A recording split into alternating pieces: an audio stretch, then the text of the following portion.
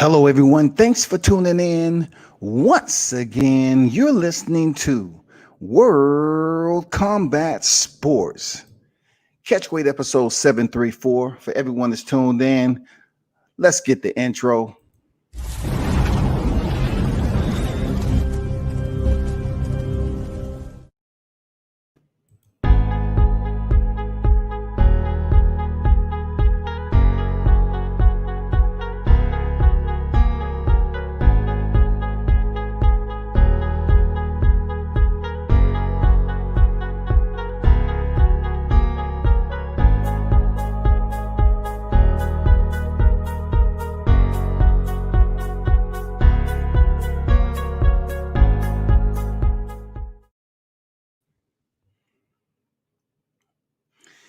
Everyone that stopped through in the building, man, make sure you hit the thumbs up button. Of course, I'm the first to always do it. You know what that is. Hit the like button, share the content, subscribe to the channel. And that's what it's about. Supporting WCS Media.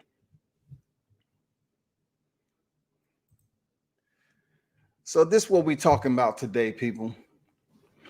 We're covering a rising boxing star in Stevie Massey. I've had the opportunity to speak with this young man before. I've been to several of his fights already. Due to the pandemic and everything, boxing was shut down. So yeah, it's always good to touch bases with some of these fighters in their location to give you, the fight fans, understanding who they are, so you can tune in and support them. So give me a minute while I bring them on stream. What's good? I had a one and only Stevie Massey in the building. Salute to you, man. Hey, what up? What up? What up? I'm good, man. Good to see you again, man. It's been a good minute. For those of you that's tuned in, man, this is a North Carolina lightweight champion. It's always a pleasure. He's hosting a record of 12-1, 8 knockouts, really 11-1. I'm just giving you the win. You know what I'm saying, Stevie? I'm just giving you the win already, dog. I see. I'm taking it. So go ahead. Just say 12-1. I'm taking it. Yeah, for real, man. So first of all, how's the family doing, man? Everybody's great. Everybody's great. We're maintaining. We get through the whole pandemic. Still training. Now we finna fight. That's what's up, man. How's your mom doing? I know she was battling cancer. I know she's from my understanding, she was able to push through it, right? She survived it or what? Good. She's healthy, cancer free. We all working out. What's your pops up to, man? You and him is always in the gym. So I was saying to myself, like, during the pandemic, I know that you still getting work because you all have the workout equipment in your garage and so forth. So how your pops been, man? He's good. He's good. He's actually standing right here. So the thing with that, the pandemic probably was the best thing that probably happened to me. Because we had a team and he's here as well. So I have both my coaches that get me ready for this fight here at this time. Okay, that's what's up. So outside of your dad, who's the other coach, man? So your fans can know. The other coach, Danny Smalls, he's right here. What's going on, Smalls? What's going on? I'm good, man. It's good. Let's touch bases on this training, man. When did you actually get back in camp, man? For this particular fight. For this fight, I think I've been in camp. I got back in camp. When did I get back? 7 weeks ago. Yeah, about 7 weeks. 7 weeks we've been training. All right. So, what did y'all have Stevie doing during the pandemic, man? What was some of the alternatives that you had to bring into the training regime? Well, I elevated his conditioning to a whole different level, a level that he's never seen before. So I've been in the game for quite a while. So I showed him what the real game is all about. So I got him in tip-top condition, and he's ready. He can go 18 rounds and not even be tired. He's not lying. He's not lying because I've done it. That's what's up, man. Y'all going 18 rounds during the pandemic, man. Hey. We hitting it hard. I mean, this is what he wanted to do. So I'm showing him what it is. And we're gonna get to him, stepping into his first 8th rounder. So I had to say, what's up to Dad? Hey, what you been up to, man? How you feel? Oh man, pretty good, man. Just staying out of the way, man. Trying to stay safe and keep him on point. Pretty much like I said, man. Like I said, just training is at a whole different level. Level. How special it is, man. Father-son, relationship. And also the coach there. Obviously, y'all been knowing each other for quite a while. How special it is, man, to be able to, take your son through this journey of boxing, being how tough it is and everything. It's a blessing, Scotty, man. It's a blessing. You know what I'm saying? It takes time, preparation, getting the right people in your corner, and we still, we still working, still learning. You know what I'm saying? So some things that I don't know, I got Coach Danny here. You know what I'm saying? He helps me out with a whole lot too, and we got a great support team. So what made y'all say it's time for an 8-rounder, man? Who made that decision? My mom actually made that decision. Believe it or not, right. Made the decision. She's like, we're going up to an 8-rounder. And I was just, I'm with it. Line them up and I knock them down. So Stevie, I know you always straight to the point, man. But your mom say, "Hey, Stevie, come here for a second. It's time for you to go 8-rounder." You just say, "Okay, cool. Let me go out here, call coach up and let's go out and work out." How's the conversation, man? I mean, it was just, she just came to me and she was like, you know what? It was after the last fight in all right, Florida. She was saying, our next fight we gotta go to an 8-rounder. You know what I'm saying? Because for one, we're not really trying to stay in North Carolina or the Carolinas at all to be in general. But she's like, we got to start getting ready because these guys, they're gonna start calling you for 8-rounders and stuff like that, and we're already getting 10-round phone calls. You know what I'm saying? So we got to start pushing the gas. You know what I'm saying? So now we just gonna head straight into an 8-rounder. So your last fight, you came off a decision victory. So heading into this fight, man, you're fighting Vincent Cummings, right? What do you know about your opponent, man? Vincent Jennings. He's a Jennings. Okay. Yeah. I mean, I know he's gonna come to fight, and pretty much that's it. That's everybody come to fight, though. You know what I'm saying? So the game there, I don't know what his game plan is, but I know what mine is. My game plan is to go in there to win. Nothing more, nothing less. Win. Coaches, what you have to say about that? What do you know? Because I know when it comes down to opponent selection, you all definitely sit down and talk about the next opponent for Stevie Massey. What was your conversation like? Well, my conversation with him is everybody that he steps in the ring with, you destroy. You smile at him after the fight, and before the fight, we don't know you, we don't care. And we destroy you. After the fight, we show sportsmanship, and we shake his hand, and then we get prepared for the next person to get in there. My thing is, I want him. He's not even going to train anymore 8-round fights. He's going to train 10 and 12-round fights to get him prepared for the future of boxing. And we can keep babying him, or we can put him out there and get him prepared for the real fighting out there. And that's what I'm preparing him for, the physical and mental part of this boxing game. So, I mean, we know Jennings going to come in there, and he's going to come in there and try to get the win as well as we are. And just hopefully he's prepared at us, because we are prepared to go. And if we have to go, they decide to change it to 12-round, I'll be prepared to fight. So we prepare him for more than an 8-round fight. And I don't think nothing's going to stop him now. It's always good to have the long range optics on, especially when you're raising a boxer up in this sport. What about you, Massey? What did you see in this opponent that stood out? Well, pretty much, I know he comes to fight. You know what I'm saying? He's, the fighter, he comes in, he's not going to back down. So that's what we want. You know what I'm saying? So if he's on that line, he's going to have a problem. But we're pretty much straightforward. When he does come at, we got to count him. You know what I'm saying? So I'm pretty sure, I know I got my son here. I know he's going to be able to take care of the business. So I know you all take one fight at a time, but with this fight looming on the horizon, do you plan on fighting one more time before 2020 is over, or 2 more times? What do y'all plan on doing? And where do you plan on getting that fight? Outside the region or inside, the same in South Carolina, what have you? Well, I would say if a fight or the right fight offer comes after this fight, we will take that fight, and it's got to be right for us. You know, we won't fight a week after our fight, but if someone offers us something that's a good deal for him and it makes sense to us, hey, November, you might see us in the ring again and we'll be ready to go again. So I like for us to get at least one more fight before the year is up.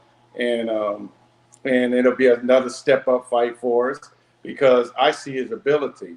And his ability is to be a top fighter out of North Carolina. So we're definitely going to be looking for a bigger challenge for him every time we fight. And so we're not going to look over anyone, but we're prepared for him. And after him, we'll look for someone. We'll look for our next opponent, and we'll get prepared for that opponent. So, Stevie, what weight class you contending in this time? Featherweight. Okay. So you at featherweight now. All right, cool. Because before you was at lightweight, right? Technically, I was never really a lightweight. Lightweight came from when I fought Marco Bailey, and that was the North Carolina lightweight title, all that stuff. But it was always originally super featherweight. So you know. Okay, that's what's up. All right. They always been pushing me that like we need to go ahead and make this 126-pound, featherweight, and keep it there. That's going to be my actual weight class. So you know what I'm saying. So I'm finally gonna fight in that weight. Okay, that's what's up. You said in the pandemic it was the best thing that happened to you, right, and so forth. What did you find yourself being able to improve on or work on? You say now I got time to look at everything. What was that one little special area of your skill set that you was able to work on with your coaches? All right. So the reason why I say that is because during the pandemic, fights wasn't happening as much anymore. You know what I'm saying? It slowed down. It was at a standstill. So I really reflect on how my career was looking. And then so we put together like, okay, we know we need condition. We have to get to the next level. You know what I'm saying? Like my dad was always open to like, okay, he's not the best coach. When you stop learning is when you stop growing. So then we found Coach Danny. He's always wanted to work with me. You know what I'm saying? We finally put everything together. We brought him in. And if you could see the training and see where I'm at now, which I will display it this weekend. And once you see it, you'll be like, dang, he looks like a completely different fighter. Okay, like that's what's up. Go ahead, Coach. And stuff like that, you will understand. But I will never post a sparring video because it's just something I don't do. You know what I'm saying? But if I did, you will understand. Okay. I understand the protocol, in certain gyms with certain fighters, they don't want to post sparring or what have you. But hey, I'm gonna be honest with you, Stevie. This pandemic has fighters posting their sparring. You know what I'm saying? It's a lot of fighters I haven't seen post sparring before. They posting sparring out there. You know what I'm saying? So, I guess the pandemic's changed the mentality of some of these fighters to get their popularity back up, I guess. Right, I understand that, you know what I'm saying, but I'm gonna live by the code, man. What happens in the gym stays in the gym. So I'm gonna stay by that code, and I'm trying my best to stick to it. But I be wanting to post it just like they be doing, but I be like, nah, I'm not even gonna do it. Cause what if I need them again? I don't post me beating them up. And what if I need them again? And I ain't got nobody to spar. You know what I'm saying? Like, so I don't post. Man, they can't be that sensitive, man. If they know what's being recorded, you know what I'm saying? I feel you, but a lot of people are sensitive like that. So okay. Just avoid the headache. I know in your division at the highest level, and coaches, you can come in on this too. You have, Gary Russell Jr. 126, and he's been talking about moving up 4 divisions to fight Crawford. I just wanted to get your take on that because I've been around them Russell brothers. They solid cats, man. They solid fighters. They've been in the game from the father all the way down to the last, Antoine. They've been in the game of boxing for quite some time. Do you think it's way outside a reachable success for him, or do you praise him for wanting to take that risk at this point in his career and move up there and fight somebody like Crawford? Well, I will tell you, as a trainer that's been in the game for quite a while, that is more than a risk for him. First, he's not a power puncher at his own weight class. Now you're going up a few divisions. to fight one of the best fighters at that 147 weight class, that is almost an impossible thing to do because Crawford has that type of knockout power where Gary Russell Jr. is a great fighter, never take nothing from him, great fighter, but he doesn't have that knockout power to keep Crawford off of him because Crawford's going to come. It's just no different than if he fought Errol Spence Jr. Those guys coming, and those guys coming with a lot of weight behind them. And then you have to realize he's talking about going up to their weight class. Crawford and those type of guys on the off season, they're weighing in at 160, maybe 165 pounds, coming down to 147. So those are huge. So they're not little guys. Where Gary Russell is not a big guy, very, very talented. I think it would do him a great deal if he would go to 130, maybe even 135 to challenge. But when you start going up to those bigger weight classes, you have to, you have to eat your Wheaties. It's not that easy to get. So that's I hear you. But it doesn't take away from his greatness, and it doesn't take away from his enthusiasm to be great. But you have to build your way up to be great. You can't start off that. Manny Pacquiao didn't go from 126 to 147 overnight. It took him a while. And so that's what I would tell him if I was with him. And we still puzzled about how Manny Pacquiao was able to do it. That's another story, Coach. Go ahead, Stevie. We won't mention about the illegal stuff that went on. Yeah. Story. I think you got a chance. You know what I'm saying? If you got the heart and you can go in there and you can do it, I think you got a chance. And anybody that put on them 8-ounce gloves, you got a chance. Say 10 ounces at 47. Well, close enough. 10-ounce gloves, 8-ounce gloves. If you can punch, you got a chance. And Gary Russell does have a lot of talent. So very talented. I think they changed the 10-ounce coach at Junior Miller though. That 8 all the way up to 47. 47, yeah. It's 47. 40. No, 47. Okay. Yeah. So yeah, they will be wearing 8 ounces. What you think? Right now in that division, if you got the call up there, Stevie, who would you want to fight in that division? Just say you got the call up. You know what I'm saying? We seen some fighters that's fighting on televised cards now that we wouldn't have seen unless, there's no audience and everything happened during the COVID-19 shutdown. So what's one of your favorite fighters that you think that, they give you a call up, you would want to step in the square with and test your skills? I mean, with me just having the fighter mentality, I'm just going to be honest with you.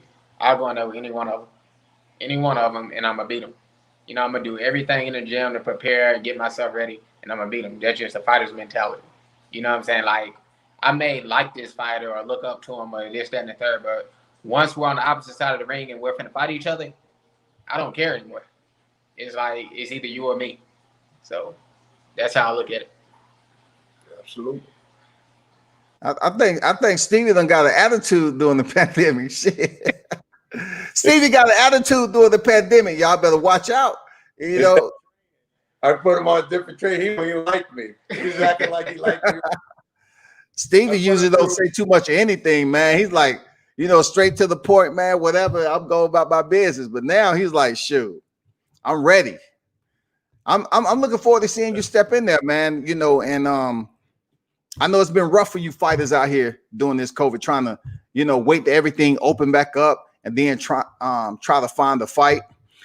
Let's change gears, man, and talk about, your foundation that you have. I believe it's Cyrus Way, right? Yeah, Cyrus Way. Cyrus Way. Tell the fans what you've been doing for a while, man, that may not understand, your role that you play with that particular foundation, your foundation. Okay, Cyrus Way is pretty much an organization for my niece that's diagnosed with autism. You know what I'm saying? So she was diagnosed. We do an autism walk every year. Hopefully we can do it this year, just depending on the pandemic and stuff like that.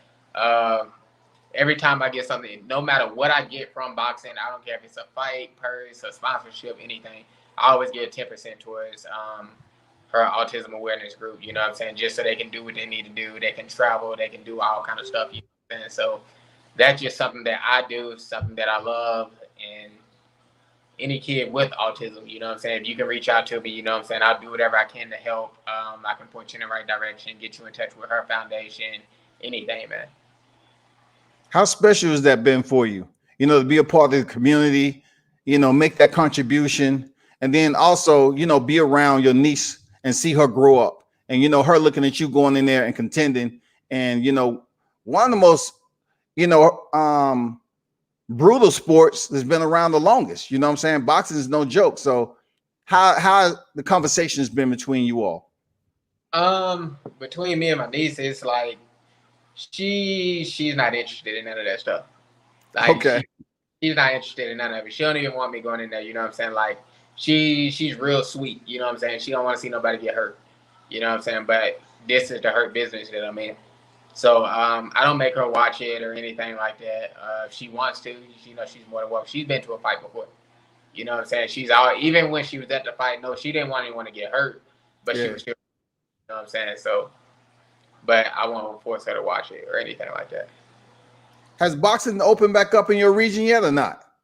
Not really. Like North Carolina. I thought North Carolina was shut down. Yeah, North Carolina is still technically shut down.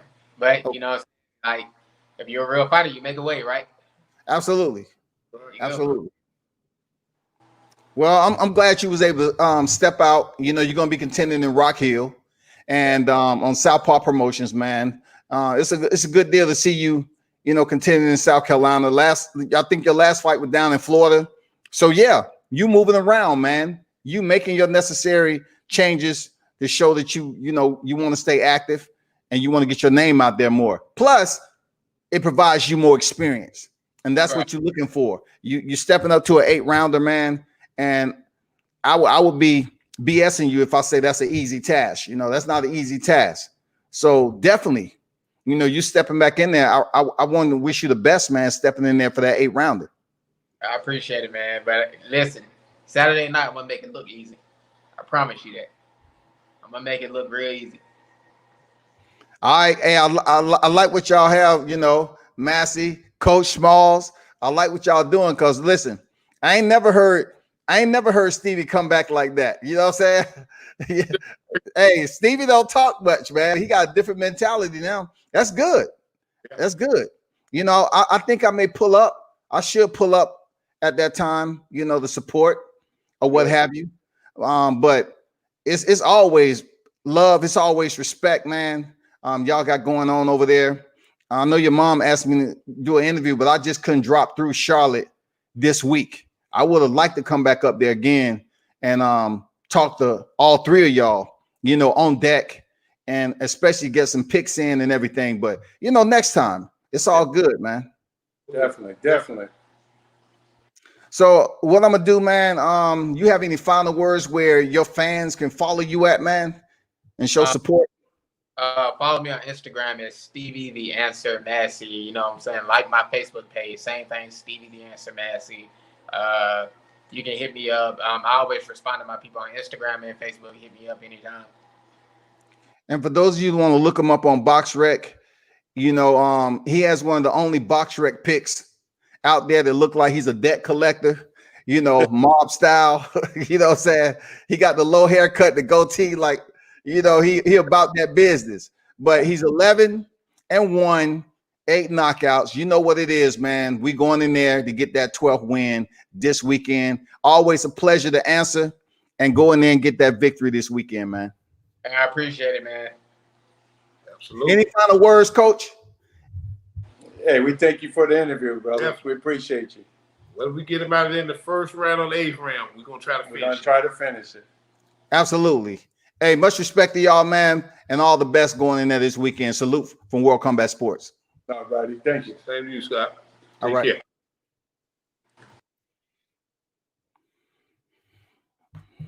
What's going on, everybody? Line Killer in the building. Salute to you. Coco the Don. Salute. Interviews. Hey, y'all can ask questions whenever you feel like it. You know what I'm saying? Ask the fighters some questions. You know, that's always good. Even if you don't have familiarity, you still follow the sport of boxing. So ask them some questions, you know, because these fighters, they are contending in the sport, and it'll be good to get questions from somebody that's tuning in, you know, that understands who he is, familiar with him, or those of you that's just dropping through and it's the first time you meet him. I mean, that's how it goes, man. I would appreciate it. You know what I'm saying? I would appreciate it.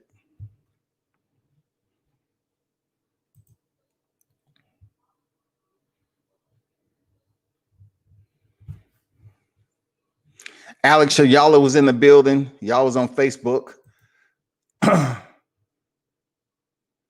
Tony Burgess Boxing and Fitness. Salute to you. I'm getting to these comments over here that came in on Facebook.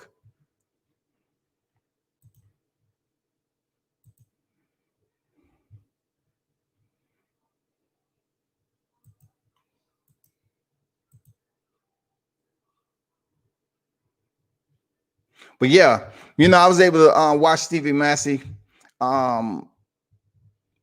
You know, when he fought down there in Florida before, he earned the win there. And I seen him fight before. Always a low key type of dude, but like he said, you know, during the pandemic, he's been able to, you know, reflect on some stuff, and it's been a good, positive time for him.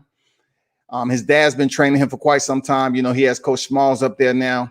So as a trio, you know, they working as a team to get him better and prepared to step in there for his first 8th rounder.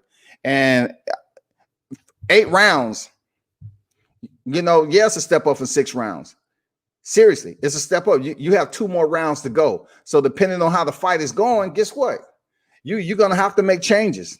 You're going to have the cardio, the gas tank, and everything. You're going to have the ring IQ. Like I say, it's all dependent on how the fight is going. So, you know, salute to him for taking a step up. He say his mom, you know, basically told him, hey, check the box, man. We got to change levels. It's time for an 8-round fight. And that's where it goes in boxing, man. It comes a point in time in your career that changes are made. But I'm always curious to know how a fighter got to that point. So for him, you know, he received the word. You know, they jumped in training, and now they have a fight, and it's going to go down this weekend, you know, in Rock Hill, South Carolina. So that's what it's going to be. Ella B's Nose, man. Salute to you. Thanks for stopping through, man. Say World Combat Sports. What's good? Appreciate you. Yeah, but that's what it's all about, man. Cover the regional cards if you can. The regional fighters that's coming up through the ranks, they're important too. The grassroots are always important. Up through the ranks, the ground floor, up through the ranks of professionals to the highest tier. So it's all about what you're trying to take from the sport. You know, stop by, support the fighters so when they make it big and when they get to that point, you already know who they are. You know, that's my mentality. Don't wait till they get to a championship and then say, you know, man, let's check out so-and-so. You know, check them out on the regional level. Watch their fights. You know, have an understanding of how they go in there and fight, who they are as a person. And then when they get to that jump up or that step up, you already know. Say, man, I seen so-and-so fight already. Just like when I seen Devin Haney fight down here. No one would have known that unless I said it. But when he came down here to GA, when he was still young on his record, yeah, he was over there in Buckhead. I seen him as a youngin come through here, man. So that's what it's all about, man. What's going on, Jarrell? How you feel, man?